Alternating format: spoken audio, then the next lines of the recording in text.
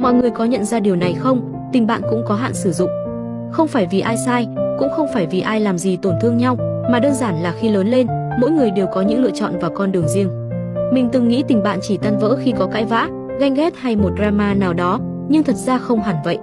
Phần lớn chỉ là mối quan hệ ấy nhạt dần đi, từ những cuộc gọi mỗi ngày thành nhắn tin vài hôm một lần, rồi chỉ còn nhớ nhau vào sinh nhật, và cuối cùng là im lặng. Có ai từng mong chờ một tin nhắn chúc mừng lúc 12 giờ đêm chưa? Mình đã từng. Nhưng rồi những lời chúc dài dần rút gọn thành sinh nhật vui vẻ, rồi thậm chí chỉ còn lại 3 chữ viết tắt SNVV. Những lần gặp nhau cũng chỉ chào vài câu, hẹn hôm nào cà phê nhé mà chẳng biết hôm nào sẽ đến. Mãi gần đây, mình mới thừa nhận một sự thật phũ phàng, những lời chúc, những câu hẹn xã giao không còn để hâm nóng tình bạn nữa, mà chỉ như một thủ tục khách sáo.